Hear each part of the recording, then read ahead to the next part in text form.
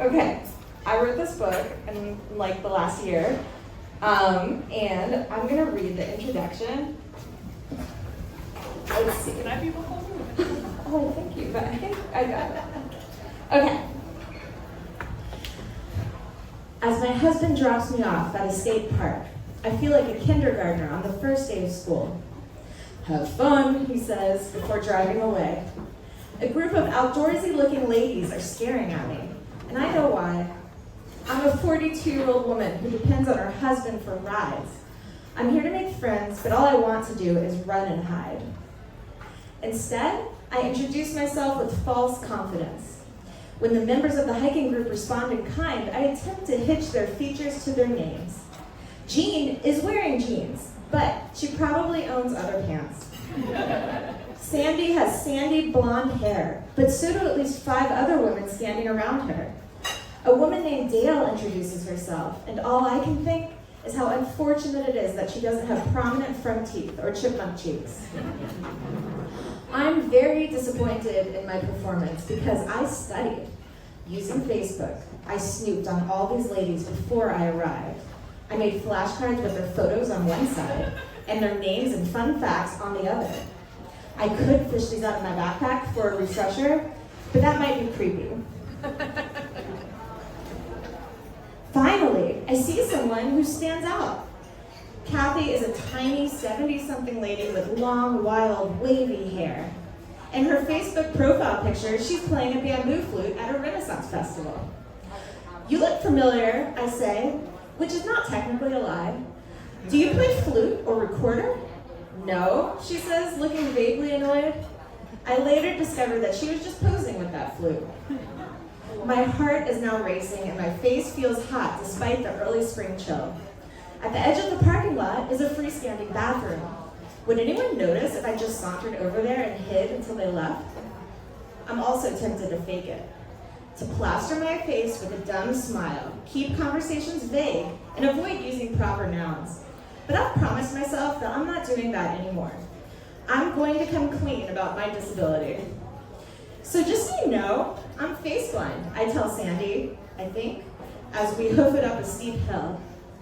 Oh, me too, she replies. I'm just terrible with names.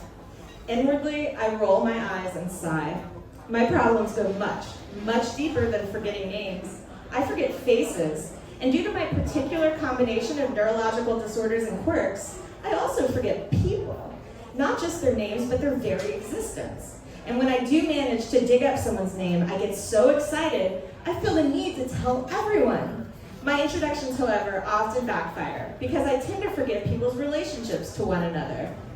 Sadie, I know Josh. He's my brother. I've always known that I'm a little quirky, but for 40-odd years, I didn't realize I was having trouble with tasks that other people find trivially easy. From where I sit, if you're like 98% of the population, you're a face recognition virtuoso. Thanks to a specialized chunk of brain called the fusiform face area, you can simultaneously take in a collection of features. Left eye, right eye, nose, mouth, eyebrows, cheeks, freckles, dimples, hairline, and a zillion other things, and make note of distinctive characteristics while concurrently processing their relationship to one another. Then, you create a 3-dimensional model of that face that allows you to recognize it from different angles and in all kinds of lighting situations. You're rendering graphics in your head faster and more accurately than the most advanced computer, and you aren't even trying. So while you may forget someone's name from time to time, I bet you have no trouble following movies, even if the main character puts on a hat. Or, worst of all, gets a makeover. Me watching Pretty Woman. Who's that? What happened to the prostitute? I can't do any of these things, and I only recently discovered why. I have prosopagnosia, colloquially known as face blindness. As a result, I lack some of that specialized face recognition software, so I end up using the generic program, the one that most people use for recognizing, say, a nice rock or a beloved pet hedgehog. I take a breath and prepare to explain this to Sandy, but then I hesitate. Maybe Sandy and I are talking about the same thing. Before I knew about prosopagnosia, I too told people that I was bad at names. Maybe Sandy is also faceblind, or maybe she has a completely different neurological disorder that makes remembering names tough for her. And anyway, why do I think I'm so special? Everyone has something, right? Should we skip ahead or stop there? Quick vote. Okay, skip ahead. Okay, let's see. As for me, I failed to notice I was making mistakes no one else makes. Getting into strangers' cars, getting lost in my brother's 3-bedroom house, making plans to meet up with someone, and then being surprised by who showed up. For 40 years, uncertainty, improvisation, and wacky mishaps made up the fabric of my life, and I never thought to question it until I tried to write some of these silly stories down. That's when it finally dawned on me that something weird was going on. So I did some research, signed myself up for a study, and made a shocking discovery. I'm not just a little bad at remembering people, I'm legit faceblind. If you imagine a normal curve, you'll find me way over on the left.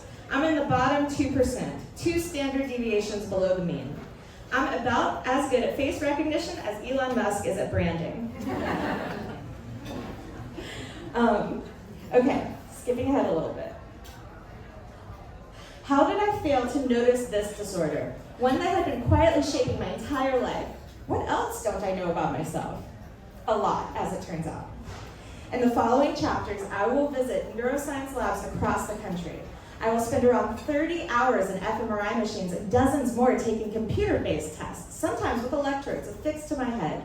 Scientists will write papers about me, and I will learn that at some point in my brain's development, it took a detour onto a path less traveled. In addition to being faceblind, I am also stereoblind.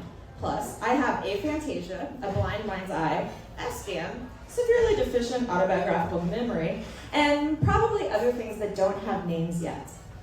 So, welcome to my midlife crisis. There will be no fast cars or sexy pool boys. But there will be answers to questions that have dogged me my entire life. Mysteries like, why didn't I ever learn how to drive? Why hasn't anyone asked me out on a date?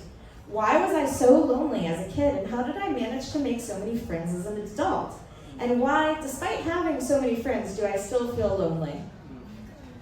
What I learn about vision, memory, and imagination will captivate me. Millions of miracles happen inside our brains every minute. What I discover about the places where my brain falls short of miraculous will force me to reinterpret major events from my past and mourn losses that I didn't even know I had had. I'll upset my parents with prying questions, worry my husband with excessive prying, and feel sorry for the kid version of myself who often felt misunderstood and who still feels that way sometimes. As I struggle to see myself more clearly, I've also discovered something about everyone else. There's a stunning amount of hidden neurodiversity in the world. Your best friend, your spouse, your boss, their conscious experience may be completely different from yours, and neither of you would have any idea. Okay, that seems like a good place to stop. Thank you.